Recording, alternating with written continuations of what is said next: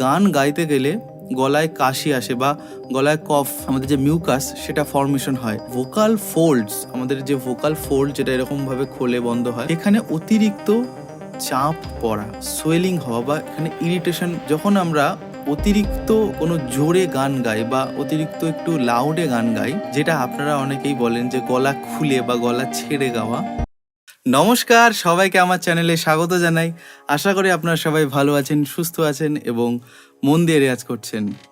তো আজকে কিন্তু আবার আমি ক্যামেরার সামনে হারমোনিয়াম ছাড়াই কিন্তু আমার স্টুডিওয় বসে আছি। স্টুডিওয় কিন্তু আমি সবসময় থাকি, আমার পার্সোনাল স্টুডিও, নিজেরই ঘর। হঠাৎ মনে হলো যে এই সেট আপ বা এই লুকিং, যেটা আমার প্রথম দিককার ভিডিও ছিল, তো এই সেট আপে কয়েকটা ভিডিও বানাই। আপনারা যদি এই সেট আপটা পছন্দ করেন তাহলে অবশ্যই কিন্তু নেক্সট কয়েকটা ভিডিও আমি কিন্তু এই সেট আপে কিন্তু আপনাদের আমি দেব। আজকের যে টপিকটা, যেটা খুব ইম্পর্টেন্ট একটা টপিক, যে গান গাইতে গেলে গলায় কাশি আসে বা গলায় কফ জাতীয় একটা আমাদের যে মিউকাস সেটা ফর্মেশন হয়, বা এটা বেসিক্যালি উঁচু মানে হায়ার নোটস বা হাই নোটস গাইতে গেলে কিন্তু এই প্রবলেমটা বেশি হয়। আর এটা আপনারা ম্যাক্সিমাম, আপনারা আমাকে যারা কমেন্ট করেন, ফোন করেন, আমাকে মেসেজ করেন, তাদের মেইনলি আপনাদের এজ আমি যখন শুনলাম ম্যাক্সিমাম হচ্ছে মধ্যবয়স্ক এবং তার উপরে। তো ফার্স্ট অফ অল, গলায় কাশি কেন আসে? ধরুন, আমাদের প্রতিকার জানতে হলে বা রেমিডি জানতে হলে কিন্তু তার কারণটা জানতে হবে। আসল কারণগুলো কিন্তু আগে আপনাদের বুঝতে হবে। এবার আমি এখানে এই ভিডিওয়ে 5টা কারণ কিন্তু আপনাদের আমি বলবো। এই মেইনলি আপনাদের মোটামুটি 99% সবারই কিন্তু এই 5টা কারণের মধ্যেই ঘোরাফেরা করবে। এবং কার কোন প্রবলেমটা অবশ্যই আমাকে কমেন্ট করে জানাবেন, এবং তার আপনারা এই রেমেডিটা অ্যাপ্লাই করার পর কতটা এফেক্ট আপনাদের গলায় বা আপনাদের গান করার সময় চেঞ্জ হয়েছে সেটা অবশ্যই, ভালো খারাপ যেটাই আপনারা মনে করবেন অবশ্যই কমেন্ট করে জানাবেন। আচ্ছা, তো ফার্স্ট যেটা মেন সবার প্রবলেম, সেটা হচ্ছে ভোকাল ফোল্ডস। আমাদের যে ভোকাল ফোল্ড যেটা এরকমভাবে খোলে বন্ধ হয়, তো সেখানে অতিরিক্ত চাপ পড়া বা সোয়েলিং হওয়া বা এখানে ইরিটেশন একটা সৃষ্টি হয় যখন আমরা অতিরিক্ত কোনো জোরে গান গাই বা অতিরিক্ত একটু লাউডে গান গাই, যেটা আপনারা অনেকেই বলেন যে গলা খুলে বা গলা ছেড়ে গাওয়া।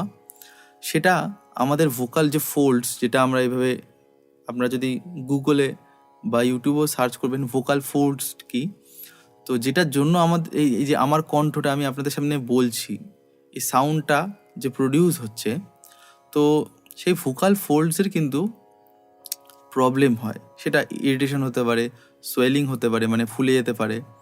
তো সেটা মেইনলি যে ফার্স্ট ম্যাক্সিমাম দেখেছি সবারই সেম সমস্যা, জোরে গাওয়ার প্রবণতা, বা যেটা আপনারা নিজেরাই ভাবেন যে গলা ছেড়ে গাওয়া। মানে এখন আমি সা রে গা মা পা ধা নি সা, এটা আমি আমার ন্যাচারাল টোনে, ন্যাচারাল ভলিউমে গাইলাম। বাট ম্যাক্সিমাম আপনারা যে ভুলটা করেন, সা রে গা মা পা ধা নি সা, এই যে ওপেন ভয়েসটা দেখাতে যান বা করতে যান, এতে করে কি হয়, আমাদের ভোকাল ফোল্ডসগুলো ভালোভাবে কাজ করতে পারে না। তো ভোকাল ফোল্ড যখন তার থেকে অতিরিক্ত প্রেশার যখন পাবে, তো ডেফিনেটলি কি হবে, তখন গলায় একটা, আমাদের বডির মেকানিজমই আছে, যখন কোনো কিছু অ্যাটাক হয় বডিতে, বডি সেটা রিয়্যাক্ট করে। তো ভোকাল ফোল্ডস জানে না যে আপনি রেওয়াজ করছেন বা গান করছেন, তখন সে কি করে, ওই জায়গাটাকে পিচ্ছিল করার জন্য কিন্তু মিউকাসটা ফর্ম করে, এবং তার জন্য কী হয়, কাশি হয়, কফ হয়, মেন প্রবলেমটা হয়। আর এটা কেন হাই নোটসের দিকে হয়, কারণ আমরা যখন সা বলছি তখন আমার ভোকাল কর্ডসকে বেশি কাজে আমার ইউজ হচ্ছে না, কিন্তু যখন আমি নোটসের ফ্রিকোয়েন্সি বাড়াচ্ছি, অর্থাৎ সা রে গা মা পা ধা নি সা, এটা যদি রংভাবে যখন আমরা অ্যাপ্রোচ করছি, তাতে করে কি হয়, ভোকাল ফোর্স যদি অতিরিক্ত ভলিউম পেয়ে যায়, অতিরিক্ত প্রেশার পেয়ে যায়, তো সেই প্রবলেমটা হয়। এটা গেলো 1 নম্বর কারণ। আচ্ছা, এর প্রতিকার কি? এর প্রতিকার হচ্ছে, বারবার আমি একই কথা বলি আমার সব স্টুডেন্টসদের, এবং আমি ইউটিউবে অনেকবার বলেছি যে এই যে আমি আপনার সাথে কি সুন্দর বসে আরামসে কথা বলছি আমার স্টুডিওতে বসে, তো এই যে আমার একটা ন্যাচারাল যে টোনটা, ভোকাল যে টোনটা, আমার গলার যে স্বর সা, এই যে আমি ন্যাচারাল যেভাবে সা বললাম বা যে কোনো স্বর বলছি, তো সা রে গা গা রে সা, এটা যেন ক্লিয়ার থাকে, এটা কখনো যেন জোর না হয়। আমরা জোরে গাওয়ার একটা প্রবণতা আছে, তো সা রে গা, গা রে সা, এই যেটা যেন না হয়, অর্থাৎ সা রে গা মা গা রে সা, সা রে গা মা গা রে সা। এবং আস্তে আস্তে আমরা দেখবো যে জোর হচ্ছে কি, সা রে গা মা পা মা গা রে সা, জোর যেন না হয়। সা রে গা মা পা ধা পা মা গা রে সা। যখন আমরা হায়ার নোটসে যাব, অবভিয়াসলি আমাদের ফ্রিকোয়েন্সি যেহেতু হাই, তো টোনটা কিন্তু শার্প হবে, অর্থাৎ সরু হবে। এটা কখনো, এটা রকেট সায়েন্স না যে গলা মোটা অবস্থায় উপরের সায় যাবো, এটা কখনো হয় না। যেহেতু ফ্রিকোয়েন্সি হাই, তো আমাদের সেই অনুযায়ী টোনটাকেও শার্প করতে হয়, অর্থাৎ ফ্রিকোয়েন্সিটা বাড়াতে গেলে আমাকে টোন শার্প করতে হবে, অর্থাৎ সরু হবে ভোকাল সাউন্ডটা, অর্থাৎ সা রে গা মা পা ধা পা মা গা রে সা। খেয়াল রাখুন ভলিউমটা যেন সেম থাকে। সা রে গা মা পা ধা নি ধা পা মা গা রে সা, একদম সিম্পল। সা রে গা মা পা ধা নি সা। দেখুন আমাকে কিন্তু বেশি মাথা উঁচু করতে হলো না, খুব বডি দিয়ে আমি গান গাইলাম না, একদম সিম্পল টোনে কিন্তু করলাম। তো এটা হবে ফার্স্ট, যেটা আপনার যে ভোকাল করে যেন অতিরিক্ত চাপ না পড়ে। 2 নম্বর যে প্রবলেমটা হয়, 2 নম্বর ভুল ব্রিদিং টেকনিক, অর্থাৎ আমাদের ম্যাক্সিমাম শ্যালো ব্রিদিং, অর্থাৎ বুক থেকে গা, বুক মানে আমাদের চেস্ট ব্রিদিং যেটা, কিন্তু অ্যাকচুয়াল হয় আমাদের পুরো চেস্টটা, মানে লাংটা এক্সপ্যান্ড করছে, এবং যখন ছাড়বো, মানে একটা বেলুন যখন আমরা হাওয়া ভরি, বড় হয় আবার ছোট হয়, তো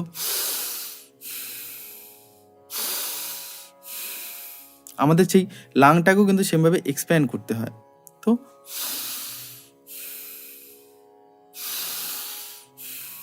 এটাই, এই ব্রিদিং হ্যাবিটটা যদি আমাদের ডেইলি লাইফস্টাইলে আমরা ইনক্লুড করে নিই, বা আমাদের যদি ডেইলি হ্যাবিট এটা চলে আসে, তখন কিন্তু গান গাইতে গেলে আমাদের এই শ্যালো ব্রিদিংটা থাকবে না। এবং এটার জন্য প্রাণায়াম খুব ভালো, ঠিক আছে, ভস্ত্রিকা প্রাণায়াম, কপালভাতি প্রাণায়াম, অনুলোম বিলোম প্রাণায়াম, এইগুলো আপনারা কিন্তু করতে পারেন। আর এই প্রাণায়াম কিন্তু আপনারা ইউটিউবে সার্চ করলে পেয়ে যাবেন। তো ব্রিদিং টেকনিকটা ঠিক করলে অনেকটাই ভোকাল কর্ডস বা ভোকাল প্রেশারে, মানে আমাদের ভোকাল ফোল্ডে প্রেশার কম আসবে, তার জন্য কাশিও কমে যাবে, কফও কমে যাবে। 3 নম্বর পয়েন্ট কি, 3 নম্বর পয়েন্ট যেটা আমাদের এখন যে ওয়েদার, মানে গরম ঠান্ডা, তো যাদের বাড়িতে এসি আছে, এখন আমি আমার স্টুডিওতে এসি চালানো, কারণ এসি ছাড়া স্টুডিওতে থাকা যায় না, সব বন্ধ যেহেতু। তো এসি চালালে কি হয়, আমাদের চারপাশের যে হাওয়াটা ড্রাই হয়ে যায়। তো কি হয়, তখন ড্রাইনেসের জন্য আমাদের গলা শুকিয়ে যায়, এবং গলা শুকিয়ে গেলে কি হয়, আমাদের যখন আমরা শ্বাস নিই, গলাটা শ্বাস নিলে কী হয়, আরও শুকিয়ে যাচ্ছে যখন আমরা রেওয়াজ করছি বা গান গাইছি। তো যত গলা ড্রাই হবে, তত বডি ভাববে যে আমার ফ্লুইড লাগবে, আমাকে পিচ্ছিল হতে হবে, নাহলে তো কষ্ট হবে ভোকাল ফোল্ডসের। তো সেই জন্য কী হয়, আবার সেম জিনিস হয় যে মিউকাস ফর্মেশন হয়, মানে কফটা বেরোয়, কফটা ওঠে, যেটা আমরা বলি আমাদের বডিতেই থাকে, সিক্রিয়েশন হয়, তো তার জন্য কফটাও বেড়ে যায়, কাশি হয়। তো চেষ্টা করবেন কি, এসি ঘরে থাকলে এসির টেম্পারেচার যেন খুব কম না হয়, মোটামুটি 25, 26, 27 এর মধ্যে। আমার ঘরের রুম টেম্পারেচারও তাই 27 ডিগ্রি এখন। তো এসির টেম্পারেচারটা এভাবে রাখবেন। আর যেটা করবেন, হিউমিডিফায়ার ইউজ করবেন। হিউমিডিফায়ার যদি না থাকে, জাস্ট একটা থালায় জল ঢেলে রাখবেন, তাহলে কি হবে, ওই জলটা বাষ্পীভূত হয়ে অনেকটাই, মানে আর্দ্রতাটা থাকবে আর কি আমাদের বাতাসে। আর জল খাবেন, রুম নর্মাল টেম্পারেচারের জল খাবেন, রেওয়াজ করবেন, অল্প অল্প সিপ করে, একটু করে জল খাবেন, তাহলে কি হবে, গলাটা একটু ভেজা থাকবে, তাহলে ভোকাল কর্ডস বা ভোকাল ফোল্ডস কিন্তু ড্রাই থাকবে না। সবসময় ভেজা থাকলে গাইতে আপনাদের বা রেওয়াজ করতেও কিন্তু অসুবিধা হবে না। 4 নম্বর পয়েন্ট কি, 4 নম্বর পয়েন্ট হচ্ছে অ্যাসিড রিফ্লাক্সের কারণে। দেখবেন, আপনারা নিজে একদিন খেয়াল করে দেখবেন, এটা যদি না করেন, দুপুরবেলা লাঞ্চ করে যদি রেওয়াজ বা গান করতে যখন বসবেন, দেখবেন গলাটা কিরকম জ্বলে যায়, বা পেট থেকে যেন কিছু একটা উঠছে, সেটা অ্যাকচুয়ালি অ্যাসিড রিফ্লাক্সের জন্যই হচ্ছে। ঢেকুর যেটা বলে আমরা, অম্বল ঢেকুর, সেটাই হয়। আর এই সময় কি হয় প্রবলেম, ওই অম্বল ঢেকুরের জন্য কি হয়, আমাদের বডি এফেক্ট ফলে। তো কখনোই ভরা পেটে গান বা রেওয়াজ কিন্তু করবেন না। 5 নম্বর পয়েন্ট কি, 5 নম্বর যেটা আমার ইনফ্যাক্ট অনেক সমস্যা, সেটা হচ্ছে অ্যালার্জিক কোনো প্রবলেম, মানে আমার বডিতেই যদি অ্যালার্জিক সিমটম থাকে। যেমন আমার সিউডো অ্যাস্থমা আছে, অ্যাস্থমা অনেক প্রকারের হয়, আমি এটা রিসার্চ করে দেখেছি।